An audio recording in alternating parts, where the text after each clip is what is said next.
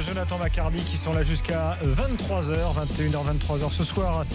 L'after, pas de but dans les matchs de barrage de Ligue des Champions. Dès qu'un but est marqué, je vous tiens au courant. Pour l'instant, les scores restent inchangés, notamment 0-0 entre Offenheim et Liverpool. Il souffre Liverpool quand même. Il souffre un peu. Comme l'after est ultra réactif et comme le sujet lancé par Daniel, absolument pas prévu, fait exploser le 32-16, on va continuer un petit peu là-dessus. Quel talent. Mohamed. Non, c'est que je voulais qu'on prépare ça pour. Mohamed avait un deuxième truc à nous dire. Oui, et après, Jonathan, tu pourras réagir. Vas-y. Ce que je voulais voir avec vous, avoir votre avis. Est-ce que, on a vu Neymar débuter dimanche, on a vu, ça domine énormément. Est-ce que vous n'avez pas la crainte que Neymar, ça fasse une Ronaldinho? Je m'explique. C'est-à-dire que pour moi, Ronaldinho, ça a été un des plus grands qui est passé, un magicien. Est-ce que la Ligue 1 ne serait pas tellement facile pour lui que quelque part il se perde? On a entendu Olas nous dire qu'il était très fort la nuit, le machin. Est-ce qu'il n'y a pas ce danger-là avec Neymar, que ce soit tellement facile en Ligue 1 que quelque part il prenne ça un petit peu par le dessus la jambe? Avec le clan brésilien, on sort, Dani Alves, on sait que c'est pas le dernier. Est-ce qu'il n'y a pas ce risque-là? Mohamed, le risque, il existe à chaque fois que tu n'as pas une institution qui serre les boulons. Et effectivement, je pense pas. Je pense que c'est quand même un mec qui est assez pro. Et puisque tu parles de Ronaldinho, à l'époque où il est au PSG, je pense que l'institution PSG n'a jamais été aussi faible qu'à cette époque-là.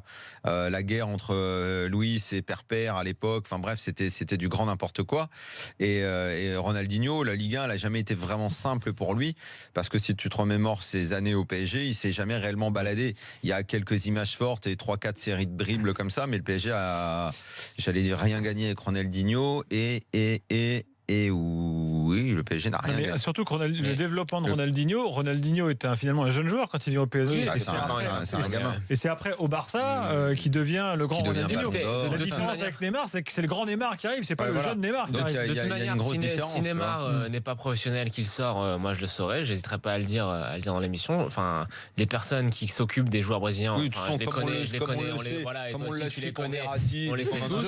Il a sorti Daniel, Daniel, tu connais aussi les mêmes personnes plus ou moins. On sait quand les joueurs sortent. Moi, ça m'est arrivé de croiser des joueurs du PSG en boîte de nuit la veille de match. On le dira à l'antenne. En revanche, ce que dit Mohamed, il y a le syndrome Ronaldinho. Moi, c'est pas le syndrome Ronaldinho qui m'inquiète, mais j'en parlerai plus en détail dans mon avis tranché. Ce qui m'inquiète, c'est le syndrome Zlatan Ibrahimovic. C'est que Neymar vampirise le jeu collectif du PSG. Pour moi, c'est le vrai risque d'avoir Neymar dans son effectif. Mohamed, merci à toi. Attends, je voulais dire quelque chose à Mohamed. Mohamed, il y a quelque chose que tu as dit qui me dérange un petit peu. C'est par rapport à ce que tu as dit sur le Qatar. Vas-y.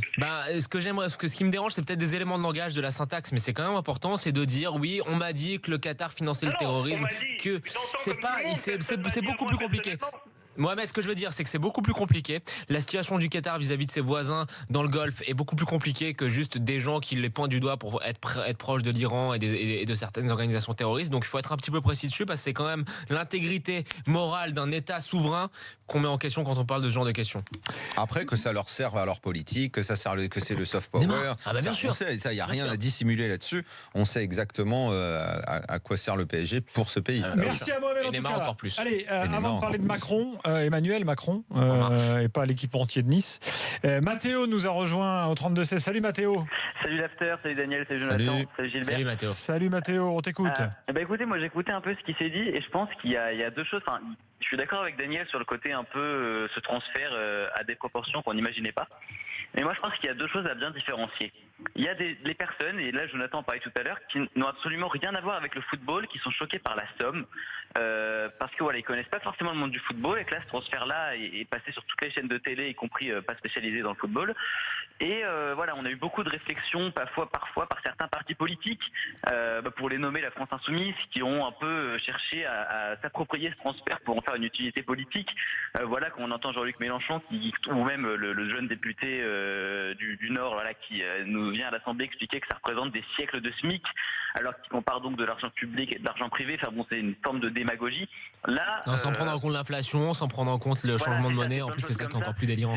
Mais là voilà, c'est de la malhonnêteté intellectuelle dans le but c'est au-delà de ça même. Oui, mais ça c'est dans le c'est de la démagogie, de la manipulation de foule. Oh, le but de Liverpool. Excuse-moi Mathéo, mais le très beau coup franc de Liverpool là que je viens de voir, ça m'a fait avoir cette réaction. Pardon. Ah bah là, il faut un beau pas vers la qualif en phase de groupe Liverpool. 1-0 Offenheim. Vas-y Mathéo. Oui, et donc ce que je disais, c'est que c'était vraiment de la manipulation intellectuelle, mais là c'est vraiment pour ceux qui ne connaissent pas le football, dans le but de faire du populisme et rapporter des voix. C'est malheureusement souvent le cas en politique. Il y a un autre, et là c'était plus problématique. Si on peut s'arrêter juste, Mathéo, un instant là-dessus.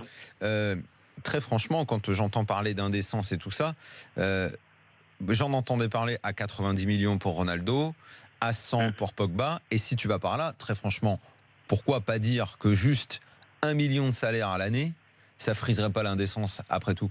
C'est quoi la limite en fait de l'indécence? Parce que pour un joueur de foot, n'importe qui peut dire pourquoi il est payé 1 million l'année, c'est indécent. Alors qu'il soit payé 30, déjà à 1 million, tu peux trouver ça indécent. Tu peux tout le temps le trouver indécent. La limite, à quel moment elle est la limite de l'indécence? La limite, et je pense que pour un joueur de foot, par exemple comme Neymar, pour les très gros salaires, ça se calcule, c'est ce que tu rapportes à ton club.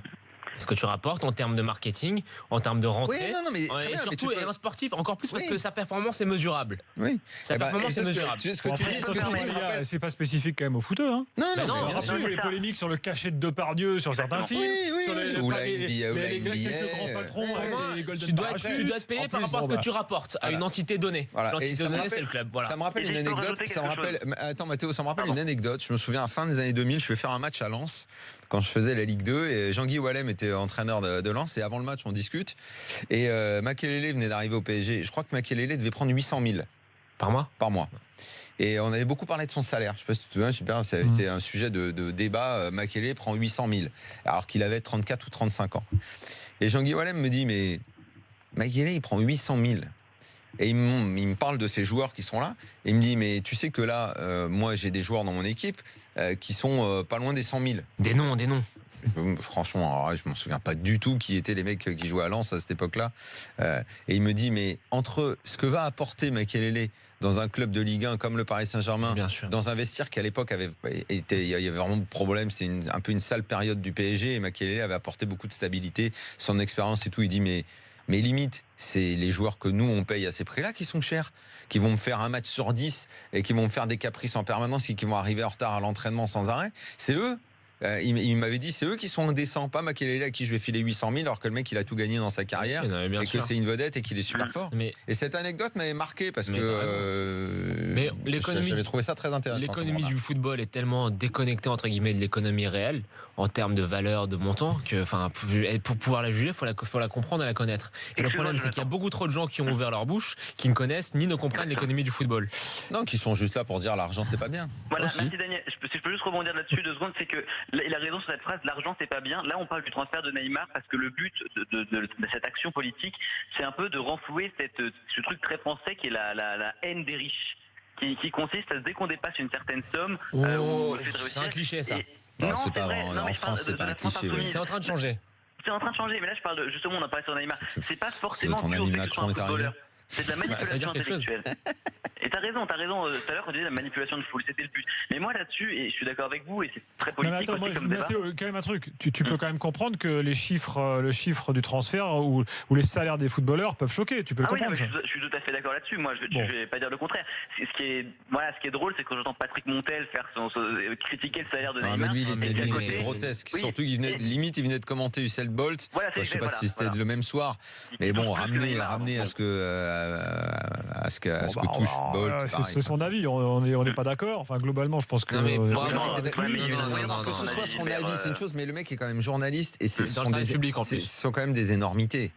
Oui, et c'est le journaliste du service public. Et autre chose, c'est que quand tu veux donner. C'est un avis, mais tu peux pas quand même dire des choses qui sont fausses. Comme nous, quand on donne nos avis tranchés, qu'on soit d'accord ou qu'on soit pas d'accord, la question, on l'étudie de fond en comble. Et il me semble que pour donner son avis sur le salaire d'un footballeur, faut connaître de fond en comble l'économie à laquelle le footballeur appartient. Surtout qu'il commente un sport où il y a beaucoup d'argent dans la clé pour ce qui est des grandes stars comme Bolt et ce genre de mecs-là. Dans la clé, il y a beaucoup d'argent pour quelques grandes stars, mais il y a aussi très peu d'argent pour beaucoup d'athlètes qui pourtant mériteraient plus. Absolument, mais tu sais, dans le foot, il y a aussi peu d'argent pour pas mal de joueurs aussi. Il y a beaucoup d'argent pour le magazine J'aime courir aussi. Exactement. Excellent magazine tous les mois sur SFR Sport. Et bientôt 2. j'aime la baston là. On a fait les Prochaine prémices aujourd'hui. diffusion le 31 juillet. Merci Jonathan. Voilà pour 10%. notre dossier Neymar. On pourra y revenir dans les prochains afters si ça vous intéresse. Bien sûr, l'antenne est ouverte. Ne l'oubliez pas. Oui, donc Non, parce qu'il y a plein, pardon, j'ajoute un dernier mot là-dessus. s'arrêter. Stop, après on tourne la page. Il y a un autre chose que ça provoque chez pas mal de gens, c'est genre le PSG va tout écraser, donc ça va tuer la concurrence en Ligue 1. Oh là Non, mais là. c'est un sujet qui mérite également des réponses aux gens qui Bon, on va se voir. posent ces questions-là. Moi, ça m'intéresse. Dans quelques instants, les avis de l'after et donc le président de la République à la commanderie aujourd'hui. C'est tout de suite dans l'after.